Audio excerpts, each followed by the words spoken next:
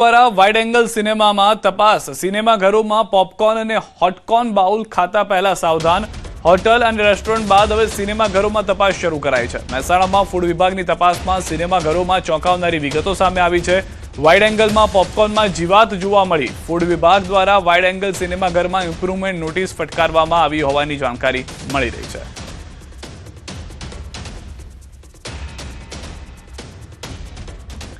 ભાવનગરમાં ઝેરી દારૂકાંડ મામલે કૃષિ મંત્રી જીતુ વાઘાણી ભાવનગર પહોંચ્યા મંત્રી અધિકારીઓ સાથે બેઠકનો દોર શરૂ કર્યો મંત્રી અધિકારીઓ પાસેથી સમગ્ર ઘટનાની વિગતો મેળવ્યા બાદ પ્રેસ કોન્ફરન્સ કરી તેમણે જણાવ્યું કે ઘટનામાં 8 લોકોના મોત થયા છે અને 16 દર્દીઓને સારવાર બાદ ડિસ્ચાર્જ કરવામાં આવ્યા છે પોલીસે 21થી વધુ ગુના દાખલ કરી 13 આરોપીઓને 10 દિવસના રિમાન્ડ પર લીધા છે નિષ્કાળજી બદલ 2 પોલીસ અધિકારીઓ સહિત 4 કર્મચારીઓને સસ્પેન્ડ કરવામાં આવ્યા છે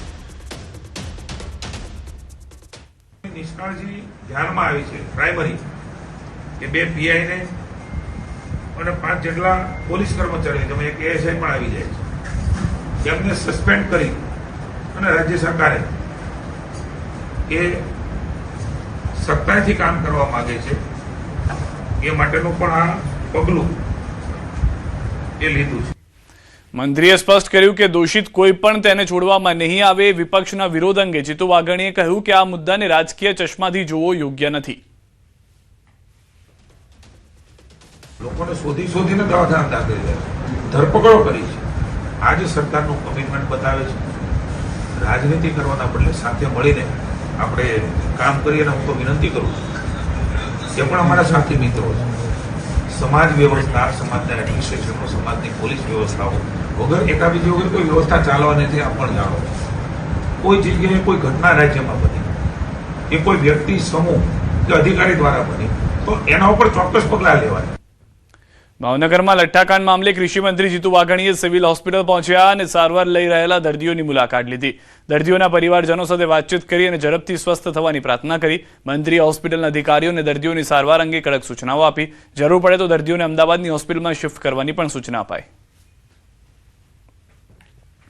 નવી ઉન્નતિ કરે એવી ઈશ્વરને પ્રાર્થના કરીએ અમે સરકાર તરફથી જે કાંઈ કરવું ઘટે એ કરવાની સૂચના આપી છે કોઈને શિફ્ટ કરવા પડે તો અમદાવાદ પણ શિફ્ટ કરવાની સૂચના આપી છે કેટલાક દર્દીઓ અન્ય પ્રાઇવેટ હોસ્પિટલમાં તે પણ અહીં આવ્યા છે અને તુરંત તમામ પ્રકારની હોસ્પિટલની ટ્રીટમેન્ટો સારવારની ટ્રીટમેન્ટ એ આપવા માટેની અમે એમના પરિવારજનોને દર્દીના ખાતરી આપી છે અને પ્રમાણે કામ પણ થઈ રહ્યું છે હજી પણ જે કંઈ કરવું ઘટે રાજ્ય સરકાર કરશે અમદાવાદથી સમાચાર પોલીસ અને એસએમસીની સંયુક્ત કામગીરી બનાવટી દારૂની બોટલ સાથે એકની ધરપકડ કરાઈ છે નિકોલ પોલીસને મળી મોટી સફળતા 2 આરોપીઓ ભેગા મળી ભેળસેળયુક્ત દારૂ વેચતા હોવાની શંકા સસ્તી બ્રાન્ડનો દારૂ મોંઘી બ્રાન્ડના નામે વેચતા હોવાની શંકા પોલીસે સમગ્ર મામલે વધુ તપાસ શરૂ કરી છે સુનિલ માખીજા અને દિનેશ વિરુદ્ધ નોંધાઈ છે ફરિયાદ કુબેરનગરમાંથી પણ શંકાસ્પદ પ્રવાહી ભરેલી બોટલો મળી આવી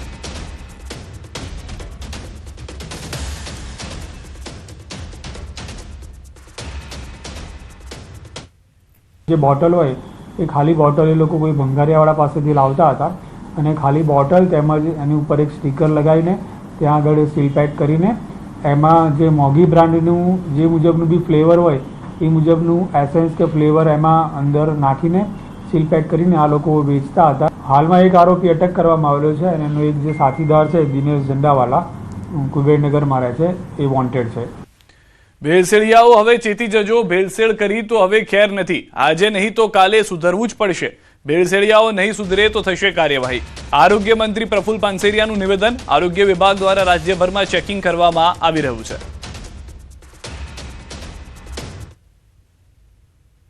ફરી વખત કહું છું ગુજરાતની અંદર તમામ રેસ્ટોરન્ટો બનાવટી ચીજો વેચનારા શ્રાવણ મહિના જેવા પવિત્ર માસની અંદર જેઓ ફરાળી વસ્તુમાં ભેળસેળ કરનારાને પકડી રહ્યા છે રોજે ટનબદ્ધ વસ્તુ પકડીને ફેંકી રહ્યા છે ત્યારે આજે નહીં તો કાલે સુધરવું પડશે એ પાકી વાત નહીં સુધરે તો દંડાશે એ પણ પાકી દાહોદના ગોધી રોડ અને સ્ટેશન રોડ વિસ્તારમાં પ્રાંત અધિકારીની અધ્યક્ષતામાં હોટલ રેસ્ટોરન્ટમાં સઘન ચેકિંગ હાથ ધરાયું છે નગરપાલિકા અને ફૂડ એન્ડ ડ્રગ્સ વિભાગની ટીમ સ્વચ્છતા તથા ખાદ્ય સામગ્રીની ગુણવત્તાની તપાસ કરી રહી છે નિયમોનું ઉલ્લંઘન જણાતા દંડ વસૂલવાની કાર્યવાહી કરવામાં આવી છે તંત્રની કાર્યવાહીથી હોટલ રેસ્ટોરન્ટ સંચાલકોમાં ફફડાટ ફેલાયો છે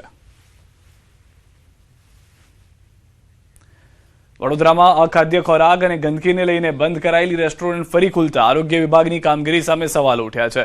આરોગ્ય અધિકારીની હાજરી વગર જ રેસ્ટોરન્ટ ખોલી દેવાય હોવાનો આક્ષેપ થયો છે. વાઘોડિયા રોડની વ્હાઇટ હાઉસ પંજાબી, બોમ્બે પંજાબી અને ગુરુકૃપા રેસ્ટોરન્ટ સામે આરોગ્ય વિભાગની કામગીરી માત્ર દેખાડા પૂરતી હોવાના આરોપ થયા છે. મુખ્ય આરોગ્ય અમલદારે પરવાનગી વગર રેસ્ટોરન્ટ ખોલનાર સામે કાર્યવાહી કરવાની વાત કરી છે. આરોગ્ય વિભાગના અધિકારીની હાજરી વગર જ બંધ કરાયેલી રેસ્ટોરન્ટ ખુલી ગઈ છે. આરોગ્યની કચેરીની 500 મીટરમાં જ આવેલી રેસ્ટોરન્ટને કાલે બંધ કરાઈ હતી. આજે આરોગ્ય વિભાગની પરવાનગી વિના જ રેસ્ટોરન્ટને ફરીથી ખોલી દેવાય છે. ફોટા મંગાવી પોતાની કામગીરી પૂર્ણ કર્યાનો અધિકારીઓએ સંતોષ માન્યો હતો.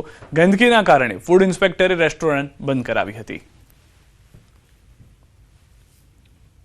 એ ફૂડ સેફ્ટી ઓફિસર જેણે ઇન્સ્પેક્શન કરેલું હોય છે એને બતાવવું પડે કે ભાઈ ઇન્સ્પેક્શન કરી અને જોશે, અને ઇન્સ્પેક્ટર જે ફૂડ સેફ્ટી ઓફિસર હોય છે એ જ ત્યાં જઈને ખોલાવી શકે.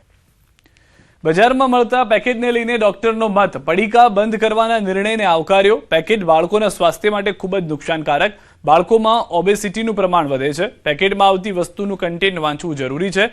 પેકેટમાં વપરાતું પામ ઓઇલ સ્વાસ્થ્ય માટે હાનિકારક છે.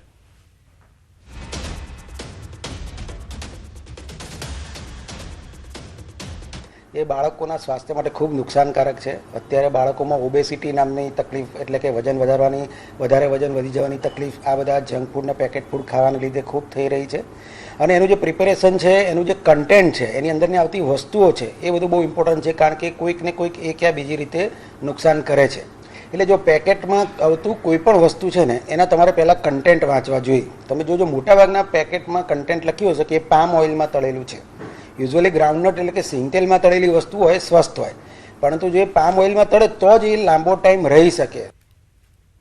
તો પેકેટમાં નખાતું શુગર, હાઈ કેલેરી વાળું વધુ પડતું સોલ્ટ પણ ખતરો બની શકે. સોડિયમ સીધું કિડની પર અસર કરે છે. પેકેટ ફૂડમાં કલર પણ વપરાય છે. કલર શરીરના ઓર્ગન માટે નુકસાનકારક હોવાનું પણ ડોક્ટર તરફથી મત છે. એમાં જે ગળપણ નાખવામાં આવે છે એ શરીરને નુકસાન કરતા હોય છે. એ હાઈ કેલેરી વાળું હોય છે. ઘણી વખત એમાં મીઠાનું પ્રમાણ બહુ હોય છે. સોલ્ટેડ ચિપ્સ ને બધું તમે જોયું હશે, ટોમેટો સોલ્ટેડ ચિપ્સ ને બધું, તો એ વધારે પડતું સોડિયમ કિડની પર લોડ કરે અને ભવિષ્યમાં એ કિડનીને પણ નુકસાન કરી શકે છે. અને ક્યારેક કોઈ પેકેટ બનાવવા માટે એ લોકો અંદર કલર્સ વાપરે છે. ટાટા રેઝિન નામનો કલર આવે, એક સનસેટ યલો નામનો કલર આવે. તો આ બધા કલર શરીરના કોઈને કોઈ ઓર્ગનને નુકસાન કરી શકે છે. બાળકોને ઘરે બનાવેલો ખોરાક જ આપવો. સોડિયમ, શુગર, કલર બીમારી નોતરે છે. બિન આરોગ્યપ્રદ તમામ પેકેટ બંધ થવા જરૂરી. યોગ્ય વસ્તુ વપરાયેલા પેકેટમાં વાંધો નથી. લોકોમાં જાગૃતિ લાવવા કાર્યક્રમ કરવા જરૂરી.